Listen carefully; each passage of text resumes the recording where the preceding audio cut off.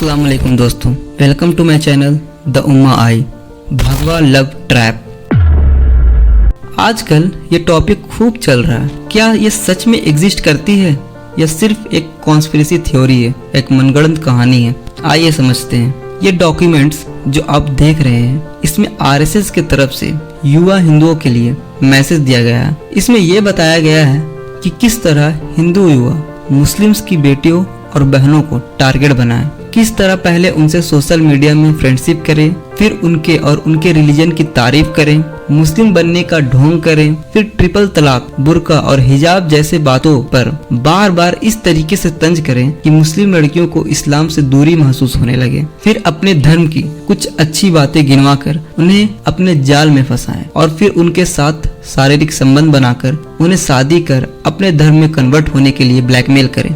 इस डॉक्यूमेंट का लक्ष्य दिया गया है कि हर साल 10 लाख मुस्लिम लड़कियों को शादी कर उन्हें मुर्तद बनाया जाए।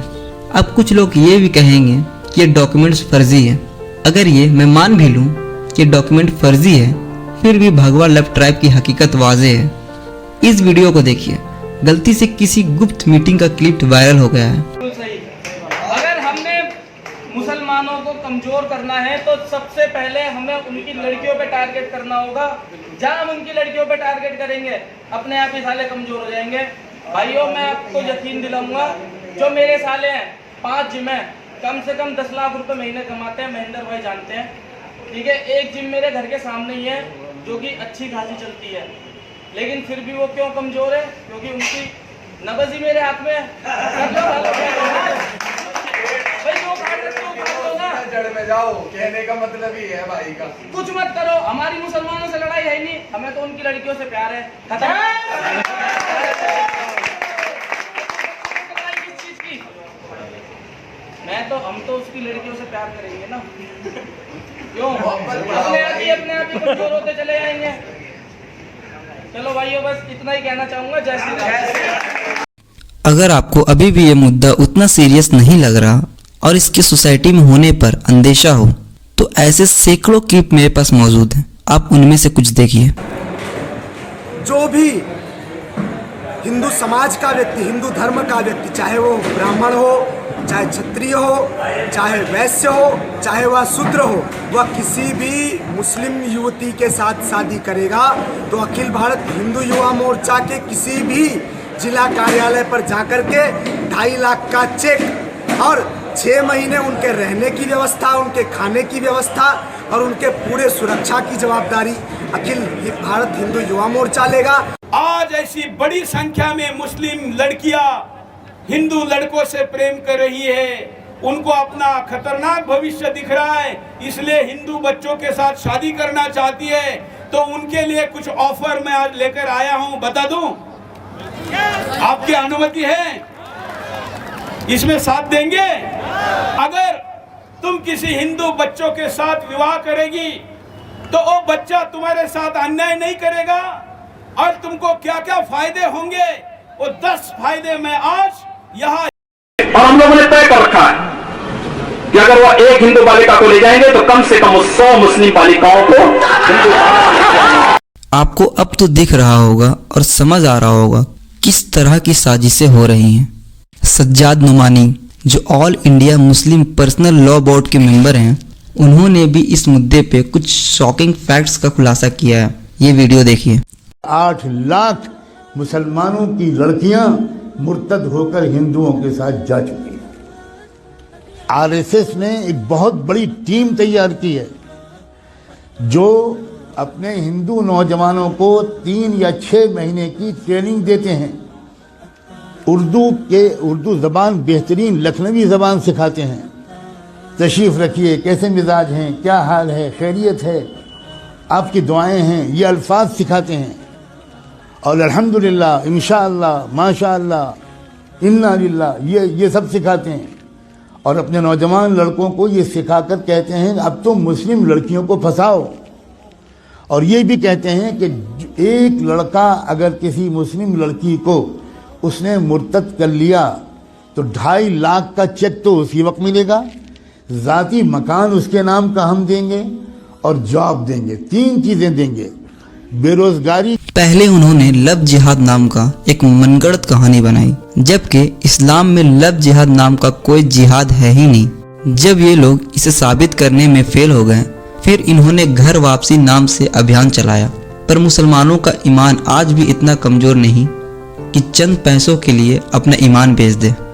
फिर इन्होंने हमारी बहनों को टारगेट बनाने का सोचा और ये उस पर दिन रात मेहनत कर रहे हैं और पैसा बहा रहे हैं। पर इस्लाम बिना साजिशों और दुश्मनों के कहाँ रहा है। उस वक्त भी दुश्मन और साजिशें थी जब हम कुल 313 थे, और आज भी है जब हम 2 बिलियन प्लस हैं।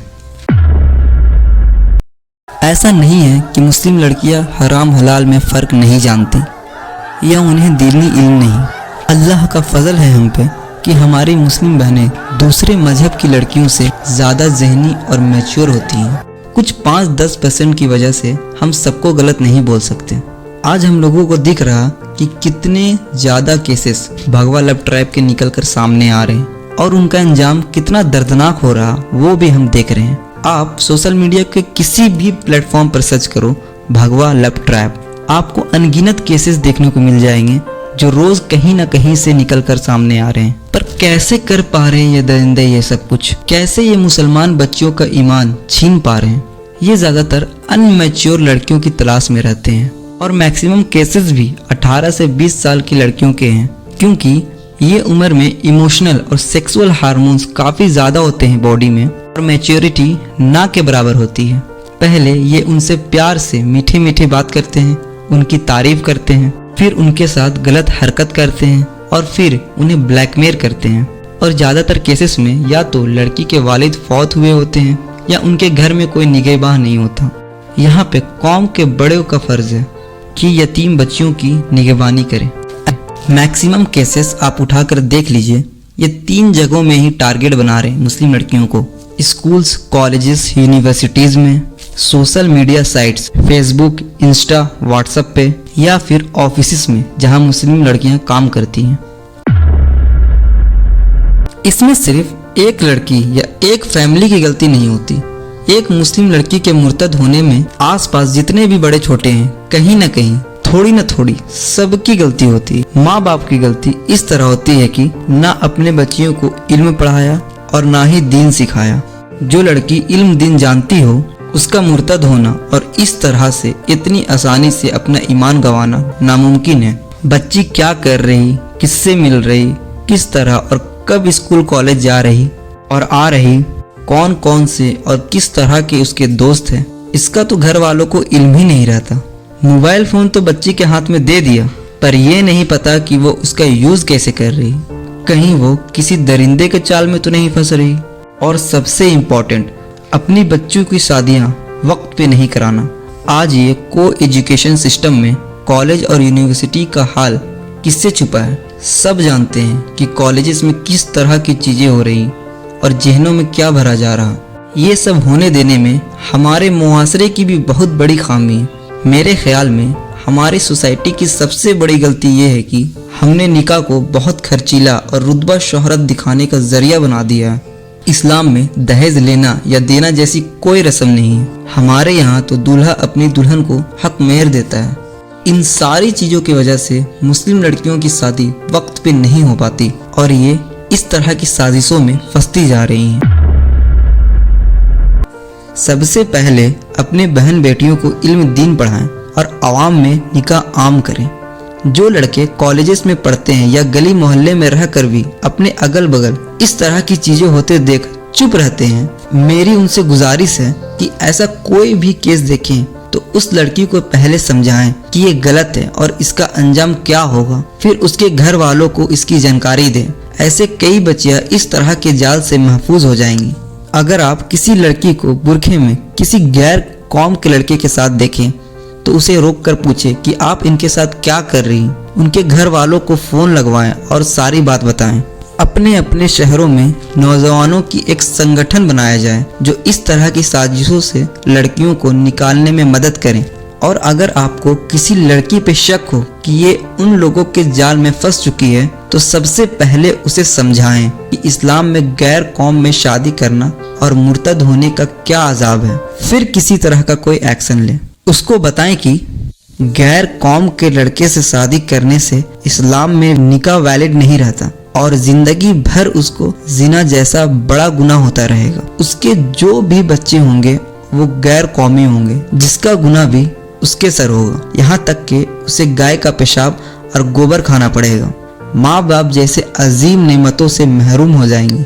मैं अपने कौम के बहनों से गुजारिश करना चाहता हूँ कि इस तरह के जाल से बचें जो आपका दीन और ईमान खा जाएगा। किसी भी तरह का कोई भी परेशानी हो तो अपने घर में बताएं, वरना दुनिया व आखिरत दोनों जगह जिल्लत और रुसवाई है। आज यूट्यूब पे मुर्तद हुई लड़कियों का अंजाम देख लें। अंत में वो किस तरह अकेली पड़ गई और अपनी जिंदगी बर्बाद कर बैठी। एक गलत फैसले की वजह से दुनिया व आखिरत दोनों से हाथ धो बैठी। आप किस तरह मुंह दिखाएंगे अपने अल्लाह और रसूल को?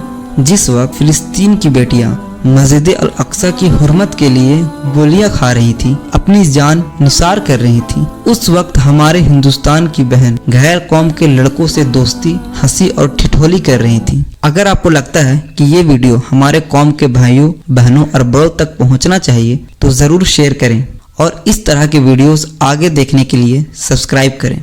अलविदा।